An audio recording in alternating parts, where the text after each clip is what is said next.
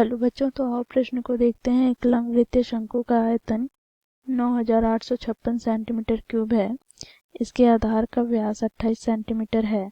तो ज्ञात कीजिए शंकु की ऊंचाई क्या होगी। तो दिए गए प्रश्न की मुख्य अवधारणा की बात करें तो बच्चों यहाँ पर हम देखेंगे शंकु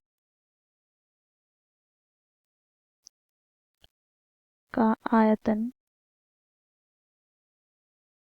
का सूत्र। तो बच्चों ये बराबर होता है 1/3 गुनी पाई आर स्क्वायर एच के, जहाँ पर बच्चों देखो आर क्या है, तो शंकु के आधार की त्रिज्या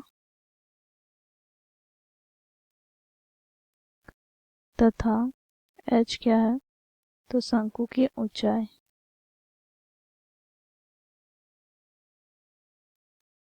तो दिए गए प्रश्न को इस मुख्य अवधारणा की सहायता से हम हल करेंगे। बच्चों देखो प्रश्न में हमें क्या दिया गया है, तो देखो शंकु का आधार का व्यास जिसे हम डी से प्रदर्शित करते हैं, यह हमें 28 सेंटीमीटर दिया गया है।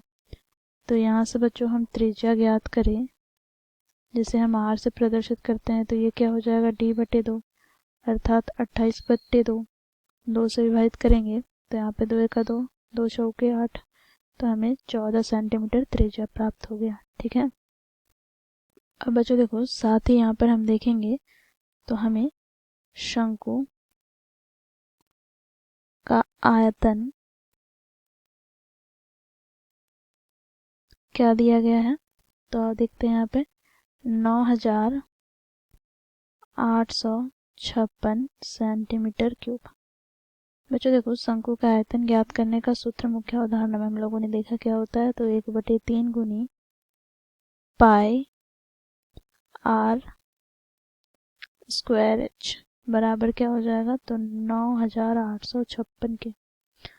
अब यहाँ पर हम मान रखेंगे तो 1/3 गुनी पाई का मान 22/7 गुना, बच्चों देखो यहाँ पर हम लोगों ने त्रिज्या क्या ज्ञात किया है, तो 14 सेंटीमीटर। तो यहाँ पर हम लिखेंगे 14 गुनी 14 गुना एच बराबर क्या हो जाएगा, तो 9856।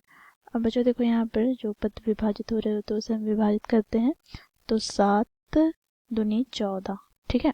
अब बच्चों देखो यहाँ पर 11 से विभाजित करते हैं, तो 11 दूनी 22, और यहाँ पर हम 11 से विभाजित करेंगे तो 11 8 88। अब यहाँ पर कितना प्राप्त हो 10, तो 11 9 99। अब यहाँ पर कितना प्राप्त हो गया 6, तो 11 छक 66। ठीक है। अब बच्चों देखो इसे हम 4 से विभाजित करते हैं, तो यहाँ से हमें प्राप्त क्या हो जाएगा, तो देखो 4 दूनी 8, 4 दूनी 8, यहाँ पर 1 बच गया, तो 4 चौके 16। ठीक है।